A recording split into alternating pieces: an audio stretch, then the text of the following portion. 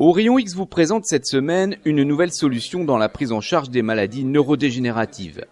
Un outil de dépistage précoce pour les patients présentant de premiers signes évocateurs de maladies de Parkinson, d'Alzheimer ou de démence, pour une orientation plus rapide vers le spécialiste approprié. Développé par la start-up grenobloise Geodesix, ce module d'aide à la décision clinique fait appel à l'intelligence artificielle pour situer le patient par rapport à une population de référence. Une analyse réalisée à partir de l'âge du patient, son genre et son IRM cérébral. Explication du docteur Arnaud Attier. Donc voilà typiquement le genre de segmentation cérébrale. Là, c'est ce qu'on appelle des réseaux de neurones. Donc on a une centaine de réseaux de neurones qui vont analyser toutes les images du patient et qui vont découper le cortex du patient, les noyaux gris centraux, en des zones. Comme ça prend à peu près 7 ou 8 minutes pour un patient. Et on va se retrouver avec beaucoup de métriques quantitatives qui sont difficiles à analyser pour un médecin. Et c'est là finalement que l'intelligence artificielle va vous permettre de trier l'intérêt de chaque zone cérébrale dans la caractérisation des maladies. Donc ça, c'est la deuxième étape qui est la plus importante parce qu'il y a beaucoup d'algorithmes de segmentation, mais il y a assez peu d'algorithmes de ce qu'on appelle d'apprentissage de population. L'apprentissage de population, c'est être capable de donner à des médecins des zones finalement qui correspondent à des pathologies. Ce qu'il faut bien comprendre, c'est qu'ici, on a colorié en vert une zone qui correspond à l'endroit où se situent les sujets sains, mais il y a 2 ou 3 000 sujets sains à cet endroit-là. On a environ 1 millier de sujets avec la maladie d'Alzheimer, à peu près 500 sujets avec des démences frontotemporales qui sont des maladies plus rares. Et ce qui est intéressant, c'est qu'on va placer le patient, finalement, dans cette cartographie pour apporter des informations qui sont compréhensibles pour la suite de la prise en charge.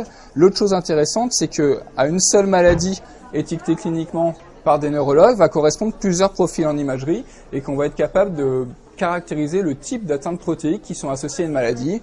Ici, par exemple, les maladies à protéines Tau et ici, les maladies à protéines TDP. Et c'est à partir de ça qu'on va pouvoir mieux soigner les patients, notamment via les essais thérapeutiques ou les dépistages génétiques. Donc, je vais vous présenter 2 cas cliniques. Le premier, c'est une femme de 76 ans qui consulte juste pour des troubles de la mémoire. La première chose qu'on va faire, c'est rendre une cartographie de la même IRM que nous a donné le médecin, mais on va colorer les zones en rouge qui ont permis à l'algorithme d'intelligence artificielle d'avancer sur la caractérisation nosologique. La deuxième étape, c'est l'échelle de risque. Donc là, on dit que c'est un cerveau qui a risque de maladie d'Alzheimer, 63%. Pour nous, on ne trouve pas de risque de démence frontotemporale. Il se situe ici dans la cartographie de population, c'est-à-dire en plein dans le cluster des patients qui ont la maladie d'Alzheimer. Et l'idée, c'est que derrière, le patient aille faire sa ponction lombaire dans un centre de la mémoire pour la prise en charge, l'information des aidants, des proches et tout ce qui va s'en suivre. Un deuxième cas clinique avec un homme de 71 ans qui a des troubles de la personnalité, un comportement impulsif, un trouble à la réalisation des problèmes.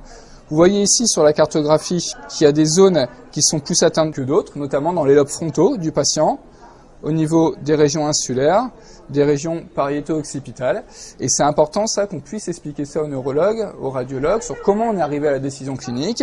Et comme attendu, l'algorithme trouve que c'est un profil cérébral en faveur d'une démence frontotemporale.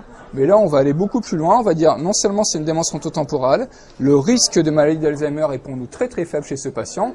Donc potentiellement, démence frontotemporale, on a environ un tiers des patients qui ont des risques génétiques. Donc ça pourrait être emmené vers un dépistage par exemple des proches de la famille, et on dit on pense que c'est lié à une maladie de pic à cet endroit-là, qui est ce qu'on appelle une tauopathie, donc d'orienter pour une future prise en charge sur des essais cliniques, des médicaments qui restent à découvrir à l'heure actuelle, et c'est ça le type d'information qu'on veut apporter aux médecins et aux patients pour leur prise en charge.